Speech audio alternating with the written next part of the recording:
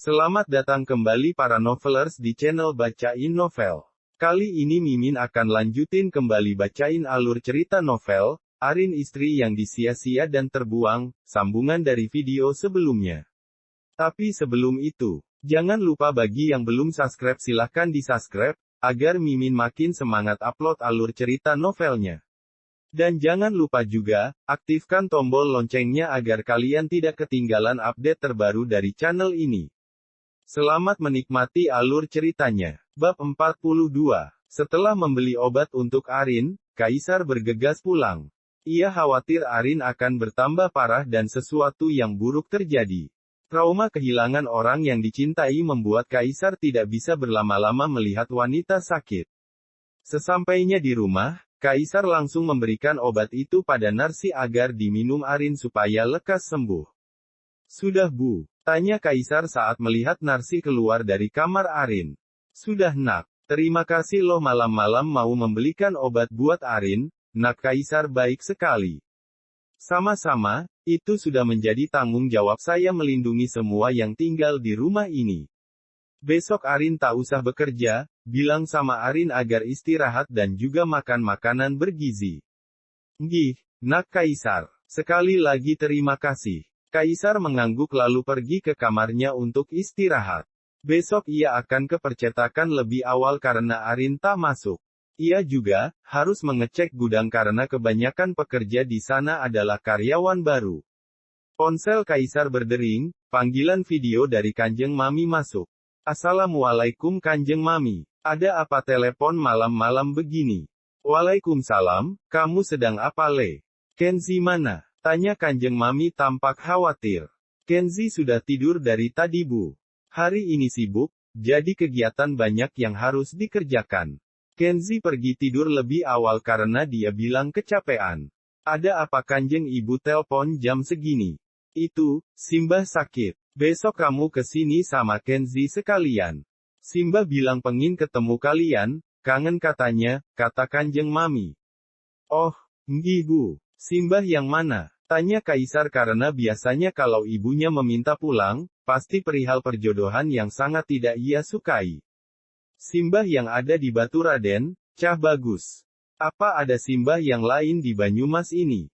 Simbah di Jakarta yang gak mungkin ibu panggil-panggil dan bergegas kabari kamu. Pasti Oma di Jakarta sudah lebih dulu mengabari para cucunya sebelum merasa sakit.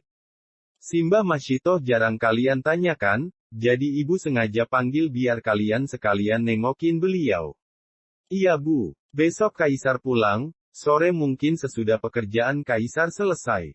"Oh, yowis nggak apa-apa kalau begitu kamu cepat tidur Le, jangan begadang terus, nanti mukamu jadi tambah tua. Maka dari itu, ndang rabi, nanti jadi bujang lapuk nggak laku," protes Kanjeng Mami. "Besok kalau Allah sudah menakdirkan Kaisar punya istri, Kanjeng Mami pasti dapat mantu, sabar ya. Kaisar sedang usaha," ucap Kaisar pelan. "Sudah punya calon kah?" tanya Kanjeng Mami penasaran. "Insya Allah, doakan saja." Kanjeng Mami tersenyum mendengar penuturan Kaisar yang mengatakan jika dirinya sudah memiliki calon. Padahal dirinya sendiri tidak tahu siapa wanita yang sedang menjadi incarannya. Kaisar mengambil handuk dan bersiap untuk mandi malam ini. Ia akan mengerjakan beberapa tugas yang masih menunggu untuk diselesaikan. Tak terasa jam menunjukkan pukul jam 11 malam. Sebelum tidur, Kaisar sempat keluar kamar untuk mengecek keadaan. Kaisar melihat pintu kamar Arin terbuka. Dia sedikit melihat Arin yang sedang melakukan salat di kamarnya. Bahkan sampai salat itu selesai Kaisar masih berdiri di ambang pintu. Suara isakan kecil keluar dari bibir Arin. Kaisar merasa bahwa Arin pasti sedang berdoa serius untuk membuat dirinya lebih baik dengan meminta pertolongan kepada Sang Pencipta. Arin kaget saat melepas mukenanya ada Kaisar yang sedang melihatnya dari luar kamar. "Mas, sejak kapan berdiri di situ?" tanya Arin lirih. "Sejak kamu berdoa dengan khusyuk sambil menangis di depan Tuhan. Kamu tahu Rin, salat di sepertiga malam itu membuat hati begitu tenang bagi yang menjalankan maupun yang melihatnya. Dan Mas sangat bersyukur, melihatmu salat di malam hari bikin rasa hati Mas adem juga. Kamu udah enak kan?" Tanya Kaisar. Alhamdulillah sudah Mas, terima kasih atas obat yang sudah diberikan, maaf sudah merepotkan. Tidak sama sekali. Mas senang melakukannya, sekarang kamu istirahat. Hari sudah malam, ucap Kaisar. Malam ini suasana tampak berbeda bagi Arin. Di saat Kaisar datang menengok, entah kenapa hatinya menghangat. Terlebih kebaikan Kaisar padanya bahkan tak bisa terhitung. Dari hal sepele hingga hal berat, Kaisar tak segan membantunya. Entah dia memang lelaki kiriman Allah untuk Arin, atau lelaki yang memang baik dari sananya, yang jelas Arin sangat bersyukur bertemu lelaki sebaik Kaisar. Pagi ini Arin sudah sedikit bugar, setelah tadi malam bisa beristirahat, niatnya hari ini ia akan bekerja. Bu, Mas Kai belum bangun? Tanya Arin. Sudah pergi malahan. Kok pagi banget perginya? Katanya kamu disuruh istirahat total, nggak boleh kerja dulu. Makanya nak Kaisar sama Kenzi berangkat lebih awal tadi jam 6. Oh. Arin duduk di samping Narsi yang sedang menata meja makan. Kenapa? Narsi bertanya karena melihat anaknya tampak gelisah dengan memainkan sendok dan memukul-mukulnya perlahan ke gelas yang berisi susu hangat untuknya. Arin menengok setelah sadar dengan panggilan Narsi padanya. Iya, kamu kenapa? Ditanya kok malah kayak orang linglung, tanya Narsi. Arin sedih. Sedih kenapa? Arin kangen seseorang. Siapa? Agam atau Bayu? Hufat. Arin hanya membalas dengan hembusan napas tanpa balasan kata. Kamu rindu siapa? Tanya Narsi mengulang pertanyaannya pada Arin. Arin bukan rindu dengan Mas Bayu maupun Agam, tapi Arin rindu sama ayah. Coba kalau ayah masih hidup, pasti Arin nggak akan ngerepotin semua orang. Perceraian ini membuat semua orang jadi terlibat dan Arin lelah bu. Narsi kini tahu kegundahan hati Arin. Karyo memang sosok ayah yang sangat baik dan tegas. Walaupun bukan orang berada, tapi semasa hidupnya selalu disegani orang dan juga pekerja keras. Sama seperti Arin yang sekarang ini, pekerja keras dan pantang menyerah. Setelah sidang nanti, kita akan ke makam ayah. Sekarang kamu minum itu susu lalu jangan lupa sarapan. Nanti bos marah kalau lihat kamu sakit lagi, kemarin saja dia panik banget saat tahu kamu demam, ucap Narsi. Masa? Narsi mengangguk lalu mengambilkan sarapan untuk Arin. Itulah yang Arin khawatirkan, takutnya Arin tidak bisa membalas semua kebaikan Mas Kaisar nantinya. Bismillah, berdoa semoga Allah mudahkan jalanmu dan melapangkan rizkimu serta memudahkan jalan hidup yang Kaisar dan Kenzi lalui. Bab 43. Mas, aku punya hadiah buat kamu. Bayu yang baru saja pulang dari bekerja disambut oleh wajah bahagia Susi. Kabar bahagia apa? Susi menyodorkan sebuah benda pipi yang ada 2 tanda merah di sana. Sebuah tespek yang menandakan bahwa dirinya tengah berbadan 2 hasil dari pernikahan sirinya dengan Bayu. Apa ini? Tanya Bayu kaget. Ih, masa nggak tahu ini apa? Ini tuh tespek dan hasilnya aku positif hamil. Kamu senang kan Mas? Akhirnya kita bisa punya buah cinta kita berdua, ucap Susi dengan wajah bahagianya. Sepertinya Bayu merasa tidak begitu senang dengan kabar kehamilan ini mengingat dirinya sudah kehilangan rasa sukanya terhadap Susi. Terlebih ia sedang ingin berusaha memperbaiki hubungannya dengan Arin dan memintanya untuk kembali. Kok Mas biasa saja, kayak nggak bahagia gitu mukanya. Nggak suka Susi hamil, keluh Susi. Mas sedang lelah. Mas mau mandi dulu, kamu sudah memanaskan air belum untukku mandi?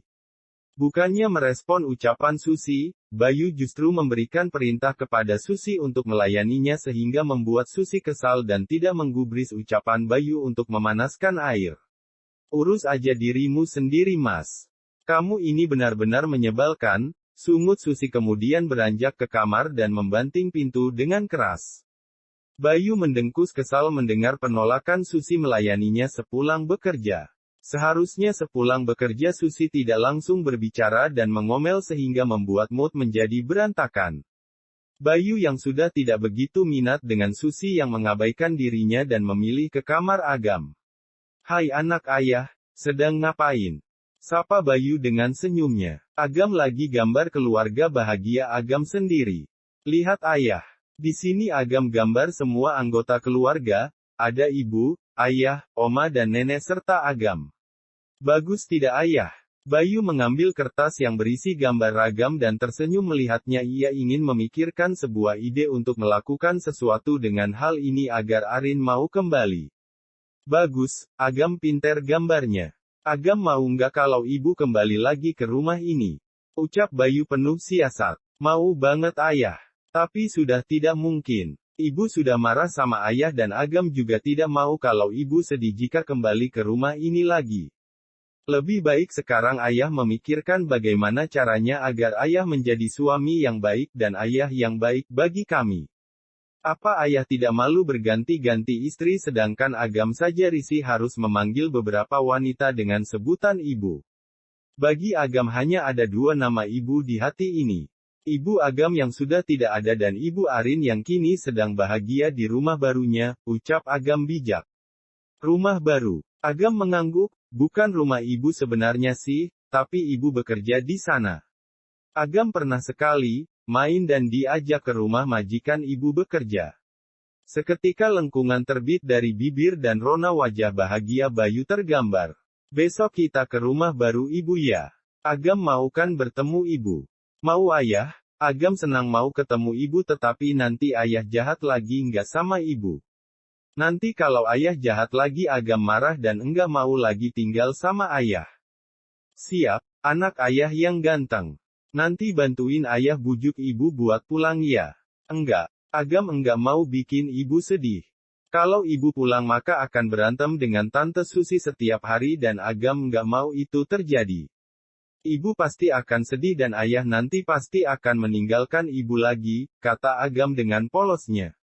Walau umurnya baru 6 tahun tetapi pemikirannya sudah sangat dewasa. Agam yang sudah terbiasa diabaikan oleh ayahnya kini menjadi lebih mandiri dan tidak suka merepotkan siapapun.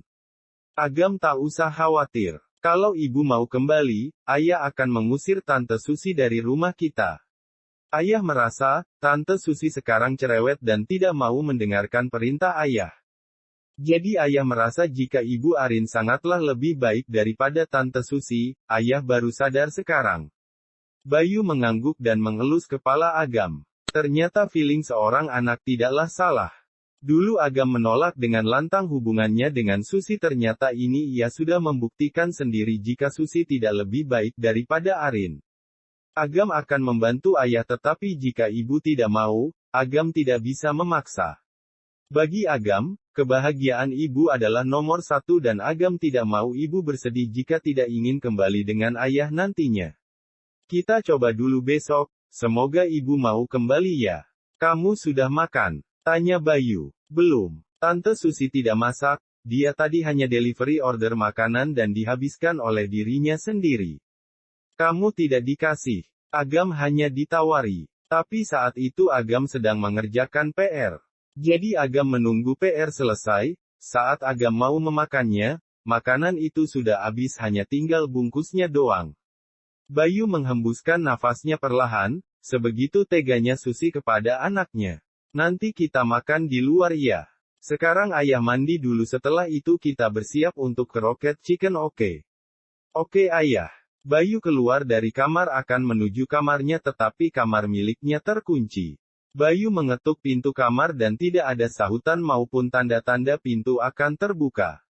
Tok, tok, tok. Sus buka. Mas mau mandi. Berulang kali Bayu menggedor pintu tapi Susi sama sekali tidak mau membukanya sehingga membuat Bayu geram dan mendobrak pintu hingga rusak. Kamu tuli atau bagaimana? Mas ini baru pulang bekerja. Kamu tahu, Mas lelah dan capek seharian mencari uang buat kamu tetapi begini sambutanmu pada suami. Sentak Bayu dengan wajah marahnya. Susi yang tak terima dengan omelan suaminya berdiri dan menatapnya dengan garang. Kamu pikir aku tadi tidak menyambutmu tadi Mas? Aku menyambutmu dengan memberimu kabar bahagia tetapi kamu malah acuh dan tampak tidak senang. Seharusnya kamu mengucapkan selamat atas kehamilan ini kehamilan pertama kita loh Mas. Kamu sama sekali tidak ada rasa empati dan bahagianya sama sekali. Aku sangat kecewa, ungkap Susi dengan linangan air mata. Ada kalanya berbicara serius tapi tidak saat aku baru pulang bekerja. Cobalah belajar, bagaimana cara menyambut dan membahagiakan suami sehabis pulang bekerja. Satu lagi, jangan sekali-kali kamu mengabaikan Agam. Kamu sudah membiarkan dia kelaparan sedangkan kamu, makan dengan lahap tanpa memikirkannya. Oh, jadi anak kesayanganmu itu sudah mengadu yang tidak-tidak. Asal kamu tahu ya Mas, aku sudah menawarinya tapi dia diam saja. Ya sudah, aku makan saja semuanya. Aku pikir dia sudah makan bersama neneknya tadi saat berkunjung ke sini. Jangan kebanyakan alasan. Kamu sudah lalai dan sudah membiarkan semuanya terbengkalai. Kewajibanmu hanya mengurusku dan Agam. Jangan malah sibuk dengan urusanmu sendiri. Bayu beranjak mengambil handuk dan langsung pergi ke kamar mandi meninggalkan Susi yang masih menatapnya nanar. Susi menendang dipan sisi ranjang hingga kakinya mengadu kesakitan. Sit, awas kamu, Mas. Kamu bakalan nyesel udah ngelakuin ini sama aku, geram Susi. Setelah mandi, Bayu bersiap pergi ke rumah makan untuk mengajak Agam makan malam. Wajah bahagia akan terpancar saat keduanya hendak memasuki mobil. Bayu sengaja tidak bilang kemana akan pergi kepada Susi. Ia tidak mau lagi berdebat di malam ini dan akhirnya acara makan malam bersama Agam hambar dan berantakan karena omelan Susi. Bab 44. Hari ini Bayu sengaja tidak berangkat bekerja untuk menemui Arin bersama dengan Agam. Agam tidak tahu persis di mana lokasi rumahnya tetapi Agam ingat jika rumah Arin tidak jauh dari perumahan miliknya hanya berbeda blok saja. Agam yakin ini rumah ibu. Yakin ya. Bukan rumah ibu sih, tapi rumah majikan ibu. Kita turun sekarang. Kedatangan Bayu kali ini sungguh sangat tepat waktu karena Kaisar dan Kenzi sedang berada di Baturaden untuk menemui Simbok dan Kanjeng Mami. Bayu melihat gerbang rumah itu terbuka dan juga melihat Arin yang hendak masuk ke dalam mobil. Ternyata betul apa yang dikatakan ibu dan Susi, Arin sudah bisa menggunakan mobil. Ia terlihat menaiki bagian kemudi itu artinya dia yang akan menjadi supir mobil itu. Bayu bergegas turun agar tidak sampai Arin pergi. Bayu menggendong Agam dan memanggil Arin yang sudah membuka pintu mobilnya. Ibu, Arin menengok ke arah sumber suara dan ia melihat Agam bersama dengan Bayu. Agam, Rin, Mas sengaja datang ke rumahmu pagi-pagi untuk mengajak sarapan bersama dengan Agam. Agam turun dari gendongan Bayu dan berlari ke arah Arin lalu memeluknya dengan erat membuat Arin merasa senang karena sudah kedatangan anak tirinya ini. Namun Arin berusaha bersikap biasa dengan kedatangan Bayu ke rumah Kaisar. Arin menggendong Agam dan memintanya untuk masuk ke dalam bertemu dengan Narsih. Agam nggak bilang sama ibu mau ke sini, Agam belum sarapan. Tanya Arin. Belum ibu. Tante Susi tidak pernah memasak, ayah juga tidak pernah makan di rumah. Kali ini Bayu yakin jika Arin akan luluh dan mau kembali kepadanya jika mengetahui dirinya sangat menyedihkan sekarang ini.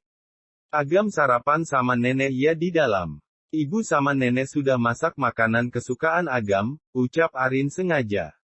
Masak ayam goreng bu. Iya, ayam goreng sambal kecap, petok-petok. Ucap Arin sambil tersenyum memperagakan suara ayam.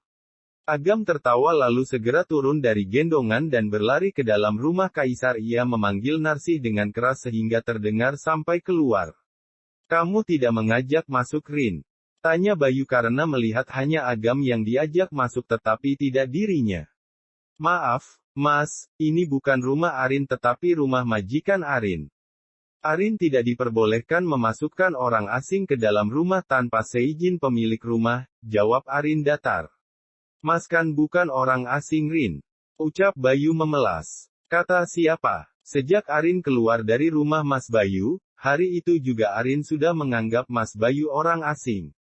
Hanya Agam saja yang menjadi bagian hidup Arin, karena dia masih terlalu kecil untuk bisa memahami kondisi kedua orang tuanya.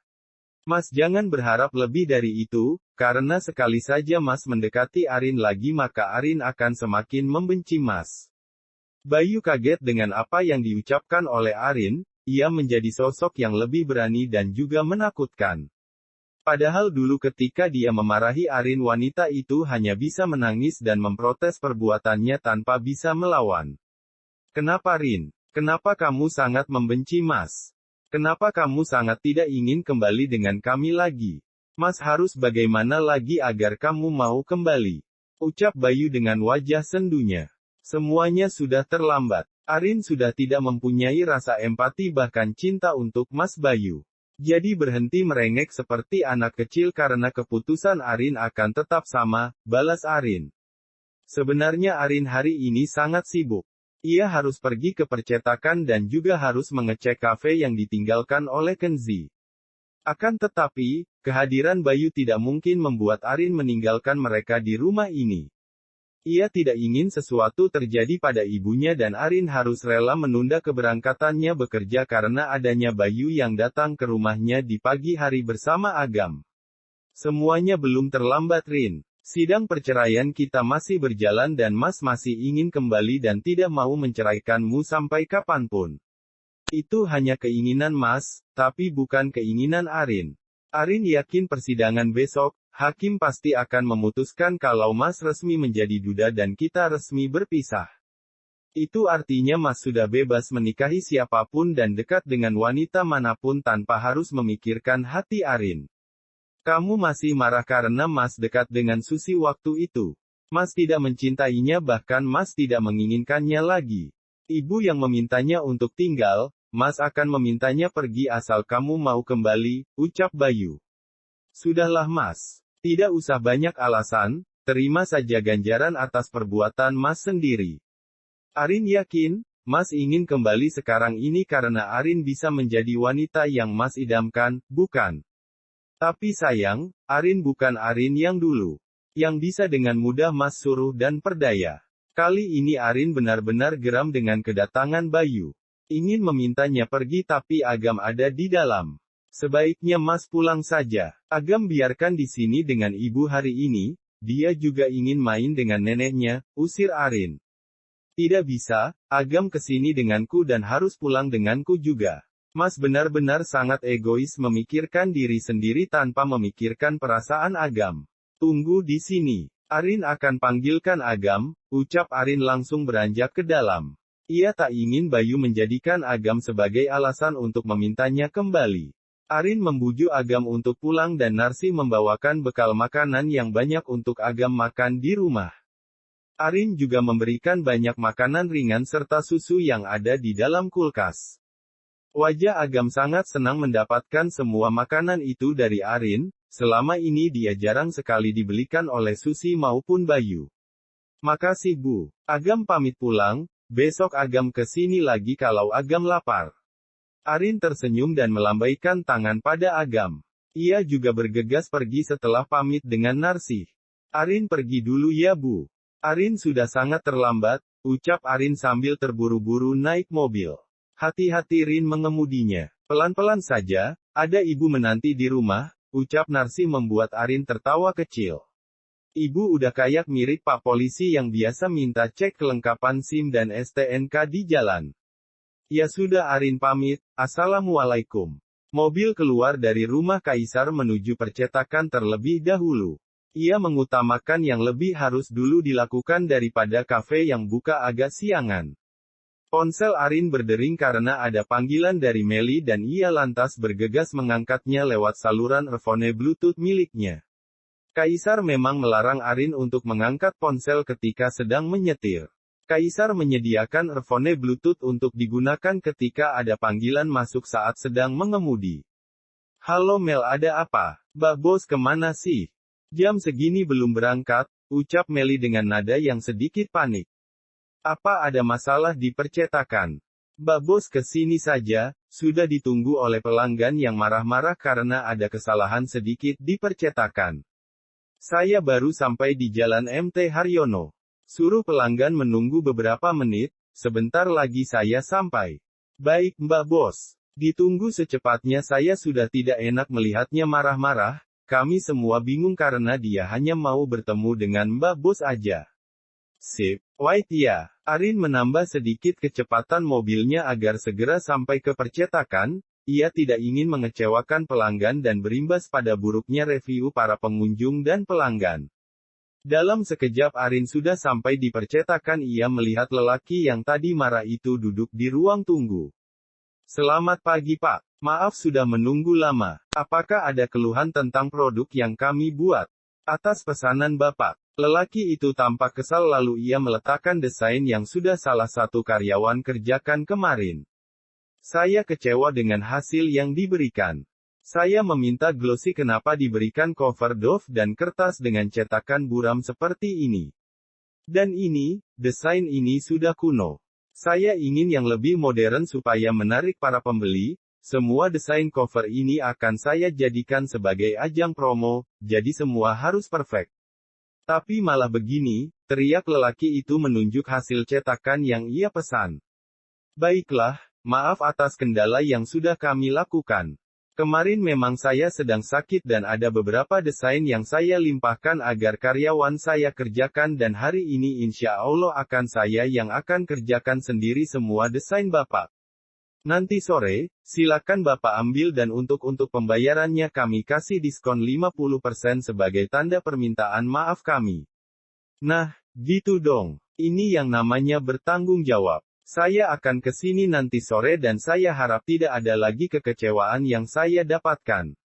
Insya Allah tidak Pak. Kami mengutamakan kepuasan pelanggan. Lain kali jika ada keluhan lagi silahkan bicarakan dengan pihak kami secara baik-baik dan kami akan mengatasinya dengan baik juga.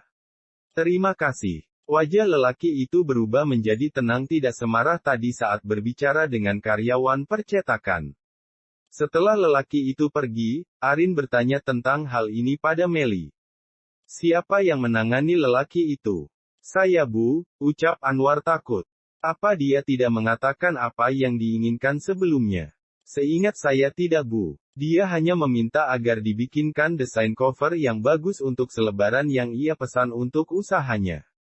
Tapi, mungkin dia sengaja membuat masalah agar kita memberikan keringanan terhadap biaya percetakan yang lumayan. Memang dia pesan berapa eksemplar? 200, dia sudah membayarnya separuh. Oh tidak apa, kita yang penting tidak membuat masalah dengan pelanggan yang akan membuat reputasi toko kita menjadi turun. Lain kali, tanyakan secara detail keinginan pelanggan agar kita tidak rugi banyak, anggap hari ini sebagai sodako agar bisnis kita semakin lancar. Amin, jawab beberapa karyawan yang berada di percetakan. Mereka sangat senang dengan hadirnya Arin di percetakan sebagai bosnya karena sikapnya yang ramah dan santun terhadap pelanggan maupun karyawan. Dia jarang marah atau memarahi setiap kesalahan yang dilakukan asal dalam porsi wajar. Sepertinya hari ini Arin benar-benar akan sibuk, ia juga harus mengecek kafe lalu kembali lagi ke percetakan untuk mengerjakan komplain pelanggan tadi. Bersambung ke bab 45. Terima kasih sudah setia di channel ini. Sampai jumpa pada bab selanjutnya.